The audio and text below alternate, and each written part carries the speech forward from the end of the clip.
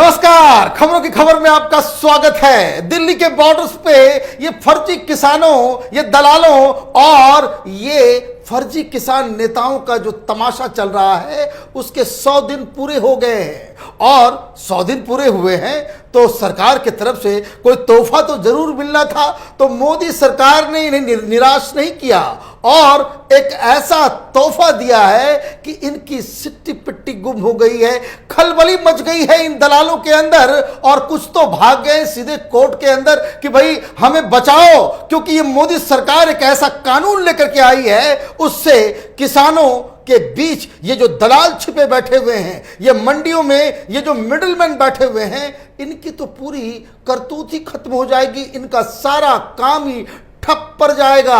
और इसलिए जो 100 दिन के ऊपर प्रधानमंत्री मोदी की तरफ से जो तोहफा दिया गया है उसके बारे में आप सुनेंगे तो आप भी दंग रह जाएंगे। 2-3 बातें ऐसी हुई हैं कि सरकार पंजाब के अंदर वो भी बेचैन हो गई है कि अब क्या किया जाएगा।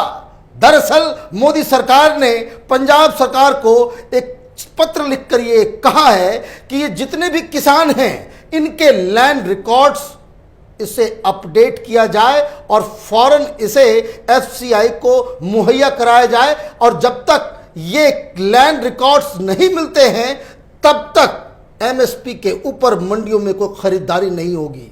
अब इसका मतलब आप समझिए कि जो लोग, जो किसान हैं, उन किसानों के पास कितनी जमीन है, उनके लैंड रिकॉर्ड्स क्या हैं, ये सरकार के पास आएगा और उसी के हिसाब से ये क्यों किया जा रहा है, क्योंकि मोदी सरकार ने ये साफ साफ कह दिया है कि अनाज जो किसान उगाएगा, एमएसपी और ये जो पैसा अनाज की जो कीमत जो होगी वो सीधे उस किसान के बैंक अकाउंट में ट्रांसफर किया जाएगा। बीच में कोई भी दलाल इसमें पैसा नहीं ले पाएगा। अब इसको लेकर के जो चिट्ठियां जो जारी की गई हैं उसकी डिटेल्स समझ लीजिए और उसके बाद फिर मैं आपको एक्सप्लेन करूंगा कि किस तरीके से ये किसान आंदोलन के अंदर, इन नेताओं के अंदर त्राहिमाम मचा हुआ है। अब इनको समझ में नहीं आ रहा है कि मोदी सरकार ने तो इनको पूरी तरीके से बर्बाद करने का पूरा फैसला बना लिया है। जो चिट्ठी लिखी गई है वो थर्सडे को लिखी गई है और उस चिट्ठी में क्या है? The Food Corporation of India FCI Punjab office on Thursday wrote to the director of food civil supply and consumer affairs seeking land records of farmers so as to make direct online payment of minimum support price MSP to their bank accounts from the upcoming Rabi marketing season। ये RMS कहते हैं इसको, इसके language में मतलब ये कि जो रबी की जो फसल इस बार ली जाएगी उससे पहले सारे लैंड रिकॉर्ड्स पंजाब की सरकार की तरफ से ये एफसीआई को मुहैया कराना है। The March 4 letter said that FCI Zonal Office North Noida has directed that land records are a must for wheat procurement in RMS 2021 and 22। मतलब ये जो रबी की जो फसल जो खरीदी जाएगी 2021-2022 में उसके लिए लैंड रिकॉर्ड्स होने अत्यंत ही आवश्यक हैं। The director has been asked to update the land records on the अनाज खरीदी portal before commencement of the RMS 2021-22 to avoid complications. और इसे वेबसाइट के ऊपर भी बाकायदा अपडेट कर देना है, अदरवाइज कॉम्प्लिकेशंस खड़े हो जाएंगे, फिर सरकार पैसे नहीं देगी। इसमें यह भी लिखा हुआ है, the letter further says it is requested to share data of land records and convey to the office where to find it so that FCI shall verify land records of farmers during RMS 2021-22 with regards to FCI's own purchase।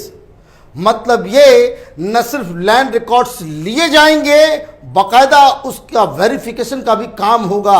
अब ये झूठ, ये प्रपंच, ये दलाली, ये मंडी के अंदर जो दलाल बैठे हुए हैं इनके हाथ पैर जो हैं बिल्कुल सुन्न हो गए हैं, क्योंकि ये तो अपना काम दलाली के हिसाब से किया करते थे। अब इसमें जो नुएंसेस है इसको समझिए कि पंजाब के अंदर ज्यादातर जो बड़े बड़े किसान हैं जो मंडियों में अनाज लेकर के आते हैं वो खुद किसानी नहीं करते।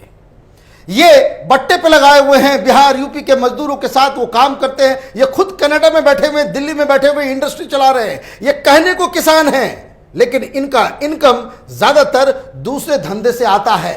अब इसमें दो बातें हुई हैं। एक तो सरकार ने यह कह दिया कि जिसके पास जो जमीन है, पैसे उसके अकाउंट में डायरेक्टली जाएगा। अब तक क्या सिस्टम था? अब तक सिस्टम यह था कि कोई किसान है, वो अनाज लेकर के आता है और वो दलालों के चंगुल में फंस जाता है। ये मंडी के अंदर जो दलाल बैठे हुए हैं, जो मिडिलमैन बैठे हुए हैं, ये खरीदते थे, ये आड़तिये जिसको कहते हैं, ये खरीदते थे और एफसीआई इन आड़तियों के पास पैसे दिया करता था और ये जो पूरा पैसा होता था, इसमें अपना कमीशन काट के ये लोग फिर किसान को दिया करते थे। कौन देते थे? तो बीच में ये मिडिलमैन। अब ये कहा जा रहा है कि भाई आप अपने अपने पैन कार्ड, आधार कार्ड, ये सारी चीजें आप जमा कीजिए और जो पैसे ट्रांसफर होंगे उसमें वो पैन नंबर जरूर होगा कि अगर आप मंडी में जाकर के किसी के हाथ बेचते भी हैं तो उसका पैन नंबर क्या होगा। अब इसका इंप्लीकेशन ये है कि आपको छूट जो एग्रीकल्चरल इनकम का, उसे ही छूट दिया जाएगा जो किसान है, जो अनाज बोता है, जो खेती करता है। लेकिन जैसे ही कोई शख्स, कोई किसान अपने अनाज को किसी मिडिलमैन को बेच देता है और वो मिडिलमैन फिर बाकी दूसरे जगह से अनाज की कारोबार करता है, अनाज खरीदता बेचता है किसी दूसरे जगह, तो ये एग्रीकल्चरल इनकम में नहीं आएगा, ये ट्रेड में आ जाएगा, जिसके ऊपर फिर इनको टैक्स भरना पड़ेगा। ये अब तक ये जो टैक्स चोरी कर रहे थे, और मैं आपको बता दूं कि 1400 करोड़ रुपए सिर्फ पंजाब के अंदर ये आड़तिये के पास कमीशन के रूप में पैसे जाते हैं। 1400 करोड़ रुपए साल के, और ये 1400 करोड़ रुपए का जो बंदरबाट ये आपस में करते हैं, उसी के लिए ये लोग आंदोलन कर रहे हैं। और अब जब आड़तियों से उनका पैन नंबर लिया जाएगा, उसके बाद ये जो खरीद बिक्री करेंगे, तो ये एग्रीकल्चरल इनकम के नाम पे इन्हें टैक्स से छूट नहीं मिलेगी, ये ट्रेड की कैटेगरी में आ जाएगा। और अब जब ये दूसरा जो लेटर जिसको जो और भी अहम है कि ये सारे लोग जो किसान हैं, तो जो किसान हैं तो वो तो बिना जमीन के किसान होंगे नहीं, तो लैंड रिकॉर्ड्स कहां हैं? ऐसा नहीं होगा कि जिस तरीके से ये पंजाब के अंदर ये लोग जो धंधा कर रहे थे कि दुनिया से कहीं से भी आपने उल्टे पुल्टे अनाज को आपने खरीद लिया, हरियाणा से खरीद लिया, यूपी से खरीद लिया, बिहार से खरीद लिया, कम दामों में। ये आड़तिये यही धंधा में लगे हुए थे, वो अनाज उठाते हैं बिहार से, अलग अलग राज्यों से, और उसे पंजाब में आकर के बेच दिया करते थे, कमीशन भी खा जाते थे और उससे मोटी कमाई भी हो जाती थी। अब क्या होगा? अब ये होगा, ये जो काला धंधा जो अनाज के, ये जो अन्नदाता, ये अन्नदाता के नाम पे ये जो तमाशा चल रहा था देश के अंदर में, इस पे लगाम लग जाएगी। क्यों? क्योंकि अब वही किसान पंजाब के अंदर अपने अनाज को बेच पाएगा जिसके पास जमीन है, पैसे उसी के अकाउंट्स में जाएंगे जिसके पास जमीन है, पैसा और अनाज उसी हिसाब से होगा जितना इसके पास जमीन होगा। ऐसा नहीं कि कोई किसान, मैं किसान हूं जी, हमने बिहार से 4 ट्रक माल खरीद लिया, अनाज गेहूं खरीद लिया और पंजाब में आकर के हमने बेच दिया और कमाई करके हम निकल लिए और सरकार को लूट लिया। अब ये काम नहीं होगा, इसलिए लैंड रिकॉर्ड्स मांगे जा रहे हैं। और जैसे ही ये लेटर आया, ये त्राहिमाम करने लग गया। अब देखिए, किसी के मुंह से आवाज नहीं निकल रही है, कोई इस बारे में कोई बात नहीं करेगा, क्योंकि ये सारे के सारे इसी दलाली के पैसे से इतने बड़े, ऐसे थोड़ी एसयूवी से चल रहा है, ऐसे थोड़ी ये आंदोलन जो है 5 स्टार आंदोलन चल रहा है, ड्राई फ्रूट्स खा रहे हैं, मसाज चल रहा है। ये वही 1400 करोड़ रुपया सालाना जो दलाली का आता है, उसका ही ये नतीजा है। अब सरकार ने इनके ऊपर जो जिसका नट बोल्ट जो टाइट किया है, अब इसका नतीजा ये हुआ, ये कोर्ट चले गए हैं। अब अचानक से इनको कानून याद आ रहा है, ये कह रहे हैं कि सरकार इस तरह का काम कैसे कर सकती है, ये तो मंडी जो है वो तो स्टेट सब्जेक्ट है, ये राज्यों का विषय है और राज्य में ये काम होना चाहिए। अच्छा, तो ये राज्यों का विषय है, तो फिर दिल्ली में क्या करने आए थे? केंद्र सरकार से अब तक क्यों ये जो मंडी बंद हो जाएगी तो मंडी के ऊपर कानून आ रहा है, मंडी के खिलाफ जो साजिश रची जा रही है, तो फिर ये क्यों? इससे और भी चीज होगा कि आप मालूम चलेगा कि जब लैंड रिकॉर्ड्स खंगाले जाएंगे तब यह भी मालूम चलेगा असली किसान कौन है, नकली किसान कौन है। ये जो सरकारी खजाने को लूटने का ये जो तंत्र जो कांग्रेस पार्टी ने बना रखा था 70 साल से, इसका भंडा भी फूटेगा और ये सारा चीज स्ट्रीमलाइन हो जाएगा। और मैं आपको बता दूं, उत्तर प्रदेश के अंदर में सरकार ने, योगी सरकार ने किसानों को जितने भी पैसे हैं उसे ऑनलाइन देने का, डायरेक्ट बैंक ट्रांसफर करने का वो कानून वो बना चुके हैं। बहुत सारे और भी राज्य हैं जो इसे लागू कर रहे हैं, लेकिन पंजाब और हरियाणा वहां तो बवाल मच रहा था कि भाई हम नहीं करेंगे, हमें तो ये बिचौलियों वाला सिस्टम, ये आड़तियों वाला सिस्टम, ये दलालों वाला सिस्टम ये सही नजर आता है। और तो और इसमें बहुत सारी चीजें ऐसी होगी कि जो लूट मची हुई है।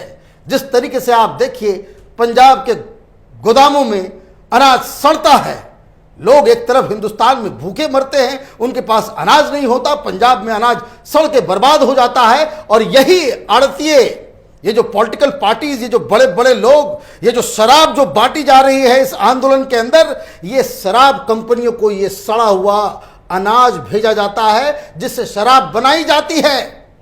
अब ये देखिए किस तरह का ये नेक्सस पंजाब के अंदर, ये कह रहे हैं भाई 100 दिन पूरे हो गए, अन्नदाता सड़क पे जो है वो अपनी मांग मांग रहा है। यही मांग रहा है कि आप हिंदुस्तान के अंदर, हिंदुस्तान की सरकार मिडिल क्लास के टैक्स के पैसे को आप इस तरह से लूटें, इसकी आपको छूट दे दी जाए। तो अब मजा आएगा जब ये किसान नेता से सवाल लोग पूछेंगे। पता नहीं टेलीविजन वाले सवाल क्यों नहीं पूछते हैं कि भाई सरकार ने इतना बड़ा फैसला कर दिया, मंडियों के ऊपर जो है उन्हें दलाली खत्म करने के लिए एक फरमान जारी हुआ है, लेकिन ये जो किसान नेता हैं इनको तो दलाल पसंद है, इनको जो है वो बिचौलिए पसंद है, इनको ये मिडिलमैन पसंद है, क्योंकि यही इनकी असलियत है।